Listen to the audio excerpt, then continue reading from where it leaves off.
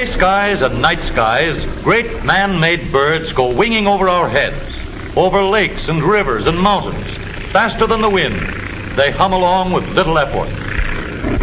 But every plane has a guiding hand, and behind the throttles of the giant engines, there sits a pilot who makes them purr or roar at his command. The way these mechanical birds sail along through the sky looks surprisingly simple, but is it so easy?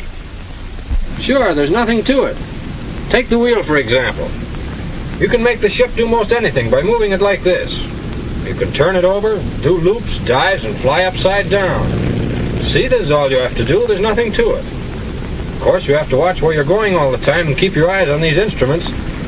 They're all telling you something every minute. The stabilizer here practically flies the plane for you.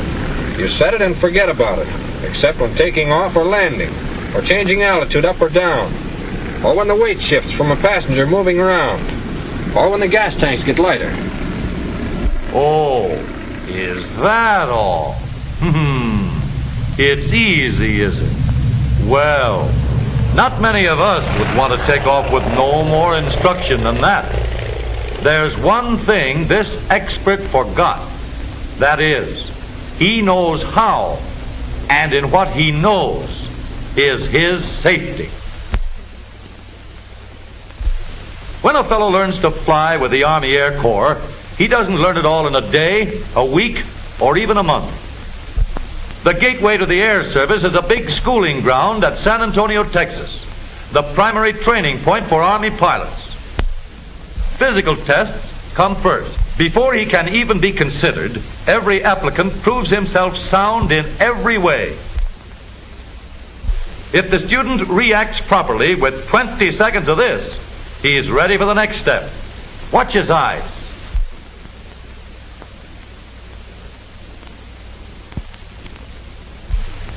Ability to judge distance and timing is determined from the results of a depth perception test. The student adjusts the controls to bring the two uprights an equal distance from his eyes. He gets a thorough test on the coordinator to find out how quickly he will react later in the air. Every Army pilot must be an expert radio operator to be able to understand signals in the air.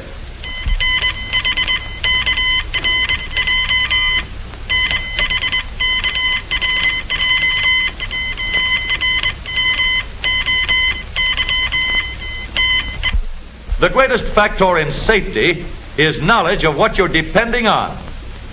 Before the aerial novice ever leaves the ground, he knows all the whys and hows of his engine. A trained ear helps a lot in knowing the condition of the engine in the air, and that makes for safety too. In the classroom, the student learns why an airplane can fly. The lines on this chart represent the flow of wind. The number of lines represent the amount of air. Less air on the upper surfaces than on the lower causes the plane to be lifted upward. A small-scale model helps teach the theory of flight. The link trainer explains how the controls are operated and what effect their movements have upon a plane in the air. In the link trainer, preliminary instruction in instrument flying is given. The student practices straight and level flying, normal turns, climbing and gliding turns, stalls and spins, and flying a course on the radio beam.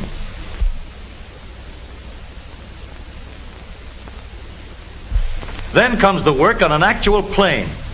The Army pilot must know how to take the best possible care of his airplane. The greatest care means the greatest safety later in the air. One of the most important parts of the student's training is learning how the plane operates and how it responds to the controls. The flyer must understand every part of an airplane's assembly from the propeller to the rudder. After many hours of preliminary training, the student gets his first chance to fly. On first flights, the plane is always equipped with dual controls, and an instructor goes along to guide him. At the end of 8 to 11 hours of flying with dual controls, the instructor can determine when the young bird is capable of making a flight alone. Now, he's ready for the thrill of a lifetime, his first solo flight.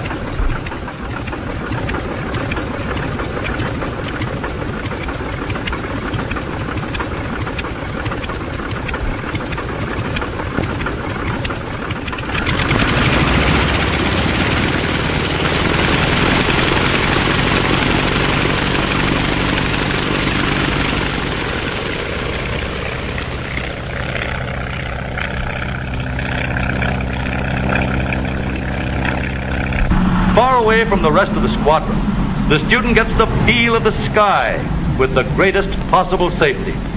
There's a perfect three-point landing to his credit. Couldn't be better. Months more of practice, and the young flyer has earned the right to fly one of the Army's famous P-26A pursuit planes, the harnessed Hornet of the air. Now he's a top-notch pilot, and flying is easy because he knows his plane and how to control it for safety.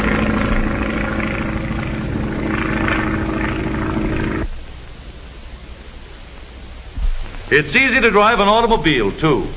But here again, the greatest factor in safety is a knowledge of what you are driving and how it can be controlled. Anybody can start a car, whether he knows anything about power and brakes or not. It's easy to push down accelerators, release clutch pedals. It's easy to shift the silent synchro mesh gears. And it's easy to stop the car with perfected hydraulic brakes. But like the expert flyer, the driver of a modern, high-powered motor car should know all he can learn about automobiles. The beginner should have an understanding of his automobile before he ever attempts to drive in traffic. Every driver should know the traffic rules so well that he will automatically obey them and drive safely all the time. Every car has its instruction book. The driver should study it and learn all he can about how his car works and how to take care of it. He should have several hours of instruction at the controls. And finally, the first solo, out where there's plenty of room for him to practice. Of course, every driver cannot be expected to know quite as much about his car as every pilot knows about his plane. But there are millions of safe drivers on our highways today. The safe driver knows his brakes, and he knows how to use them to stop without skidding. The safe driver knows his transmission and how to start on slippery roads without spinning the wheels. The safe driver knows the braking power of his engine and how to save his brakes on hills. Driving safely is easy when you know how.